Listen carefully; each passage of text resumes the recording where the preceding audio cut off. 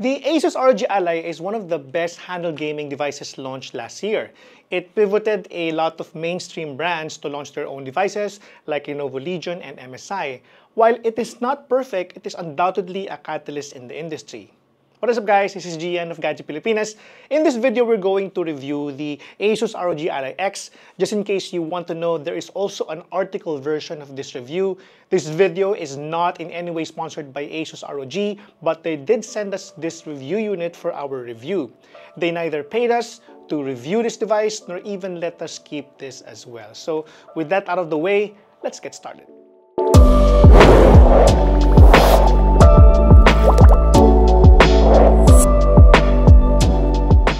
The ASUS ROG Ally X emerges as a significant evolution in the handheld gaming PC market, building upon the foundation laid by its predecessor, the ROG Ally. As the demand for powerful yet portable gaming devices continue to grow, ASUS has responded with a device that addresses the shortcomings of the original while pushing the boundaries of what's possible in this form factor. In this review, we'll dive deep into the ROG Ally X, examining its design, performance, and overall value proposition in the competitive landscape of handheld gaming PCs. Most of our viewers liked our previous comparison video, and we're going to deliver the same treatment on this video. Some methodologies may be different from our previous one, but certain standards are the same. This video is also delivered in English, and I will not be code switching to Tagalog as well for the benefit of our international audience. Now, let's first talk about the design of the ROG Ally X. The shell of the ROG Ally X maintains the, if I may say, familiar design language of its predecessor, but with the subtle refinements. The most noticeable change is the shift to a matte black finish, which not only looks sophisticated but also provides a comfortable grip during extended gaming sessions. The device feels solid and well built, inspiring confidence in its durability. One of the most significant improvements is in the D-pad design.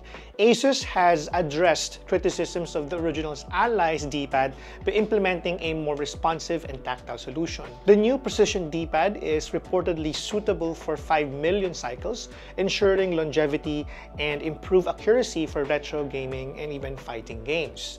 The face buttons also have seen an upgrade with a slightly more pronounced dome shape that offers better feedback during gameplay. The shoulder buttons and triggers have been fine-tuned for improved ergonomics. The shoulder buttons are more responsive and have a pronounced click when pressed. Moreover, the triggers now have a more satisfying travel and resistance, enhancing the experience in shooters and racing games. Now, in terms of I/O ports, the ROG Ally X boasts dual USB-C ports. I find this as a welcome addition that increases versatility for connecting peripherals or external displays. One of these is a USB-C 4.0 port, which supports external GPUs and charging, while the other one is a USB-C 3.2 Gen 2 port. The 3.5mm headphone jack remains, catering to users who prefer wired audio solutions like me. The dreaded microSD card on the previous version had been moved to the right side, and just to let you know, I have never experienced any issue since the time I received this review unit.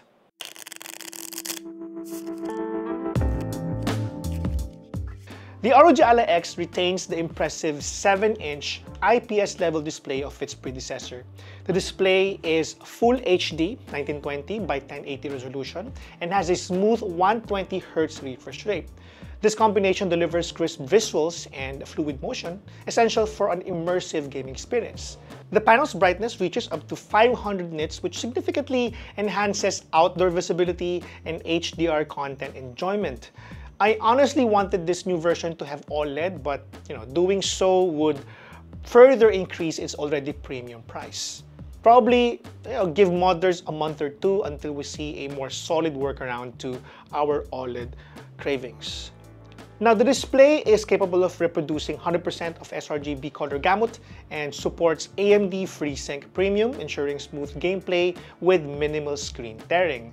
While some fans might have hoped, again, as I mentioned, for an OLED upgrade, the current display remains competitive in the handheld gaming market.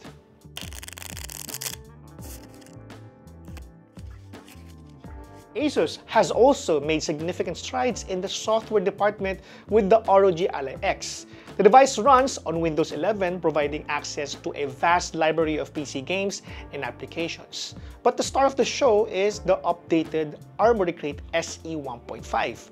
And we also heard that Valve is going to put SteamOS on the new ROG Ally X. I'm not sure with the ROG Ally, but hopefully they will also be able to port Armoury Crate SE on the Linux version.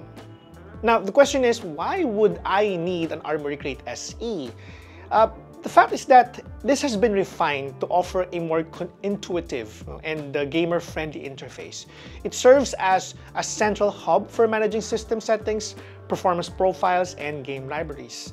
The software now includes enhanced features for optimizing game performance and battery life, allowing users to fine-tune their experience based on their preferences.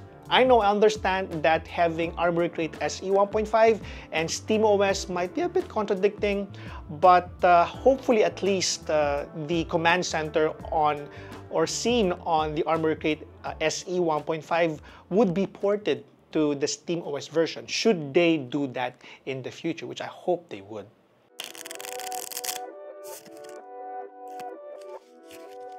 Now, let's move on to our benchmarks. Our goal is to provide benchmark results that are easily replicable and credible.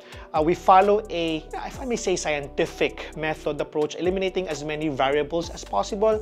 And in this review, we had to reset the ROG Ally X and ROG Ally to set them both in the same benchmark condition. And just to let you know, the devices are benchmarked in our studio with 24 degrees Celsius ambient temperature. HW Info is running during the game benchmark process for temperature readings. The devices are benchmarked at the same power option, which are in performance mode, and at 30 watts TDP. Both devices are connected to power outlet, and we have dedicated 8 gigs of memory to the GPU. Our synthetic benchmarks show consistent improvements across the board for the ROG Ally X. In Cinebench 2023, the Ally X scored 1747 or 1747 compared to Ally's 1760, indicating a modest increase in CPU performance. Geekbench 6 results further support this, with the Ally X achieving 2512 in single-core and 11897 in multi-core tests compared to the Ally's 2494 and 11213 respectively. This suggests better performance in both single-threaded and multi-threaded tasks. 3D Mark benchmarks reveal more significant gains in graphics performance. The Ally X scored 8160 in Firestrike and 3500 in TimeSpy compared to the Ally's 7645 and 3306 respectively. This represents a notable improvement, especially in TimeSpy, which is more indicative of modern gaming performance.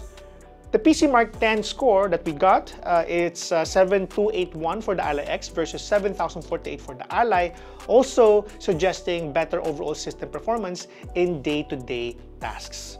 These benchmark results clearly demonstrate the performance improvements of the ROG Ally X over its predecessor. The increased RAM capacity and speed, which is 24 gig LPDDR5X at 7500 MHz, versus the one on the Ally, which is just 16 gig at 6400 MHz, contribute to significantly to the enhanced performance, particularly in memory-intensive tasks and games. But in gaming benchmark, the Ally X consistently outperformed its predecessor. Dota 2 saw a meager jump from 56 FPS on the Ally to 58.5 FPS on the Ally X. Cyberpunk 2077, it's a notoriously demanding title for handheld gaming devices, showed an improvement of 47.6 FPS compared to 43.6 on the ROG Ally, which could make a noticeable difference in gameplay smoothness.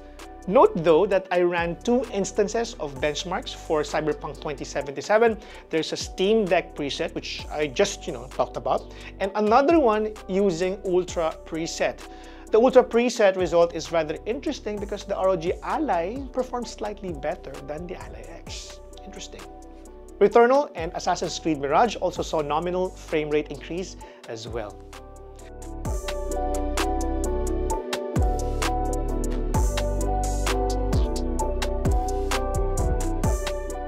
Now, if you want to see more benchmark results, we are planning to do a few more in the future.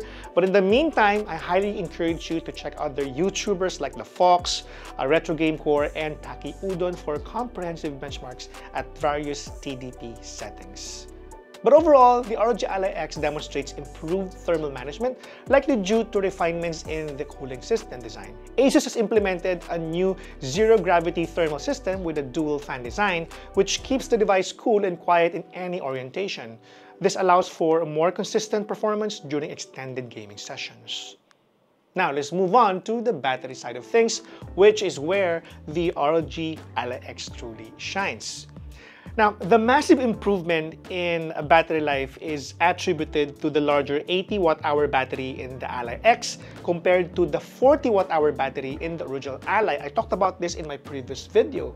This nearly doubles the device's endurance, making it a much more viable option for gaming on the go without constant access to a power outlet. In real-world gaming scenarios, users can expect 2 to 3 hours of gameplay at high settings, a significant improvement over the original Ally's 1 to 2 hour of battery life.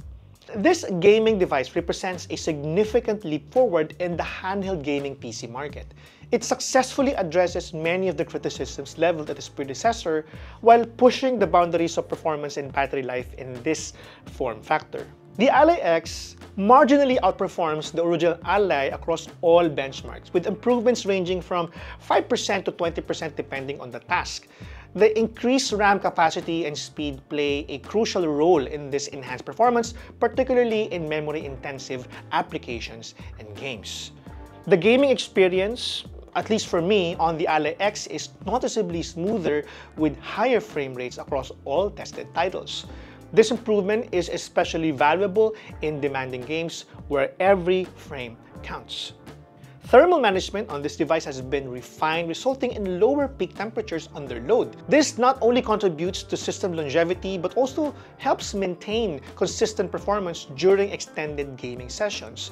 But the standout feature of the ROG Ally X is undoubtedly its battery life.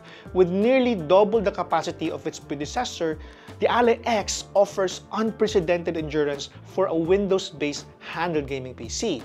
This significant improvement addresses one of the major criticisms of the original Ally and makes the device much more practical for on-the-go gaming. For owners of the original Ally, an upgrade to the Ally X may not be necessary unless the improved battery life and slight performance boosts are critical to your usage. However, for those in the market for a new handheld gaming PC, the ROG Ally X right now stands as our most recommended mid-form factor device. The combination of amazing battery life, improved performance, and the resolution of previous issue like the micro SD card problem makes it a compelling choice. The absence of XG Mobile support may be seen as a drawback for some, but for many users who don't own or plan to purchase an XG Mobile, this omission is inconsequential and may even contribute to a more streamlined device. It's worth noting though that the $56,995 SRP is higher than what we anticipated, as we expected it to be only priced around $52,995. This slightly elevated price point may halt consumers' decision to buy now, but when considering the overall package and improvements, the ROG Ally X still represents good value in the premium handheld gaming PC market. The ASUS ROG Ally X sets a new standard for what users can expect from a Windows-based handheld gaming PC. Its combination of power, endurance, and refinement makes it a top contender in this rapidly evolving market segment. While not perfect, it's a significant step forward and a testament to ASUS' commitment to innovation in the gaming hardware space. With that down, I think it's time to install SteamOS on the ROG Ally X, which I have been hearing good things about. That's it for our video today, guys. Thank you so much for watching this video. If you want some more videos like this, I would love it if you can, let us know in the comment section down below and click the sub button, which we will highly appreciate. Again, this has been Gian of Gadget Pilipinas. Again, thank you for watching, and I'll catch you on the next one. Bye!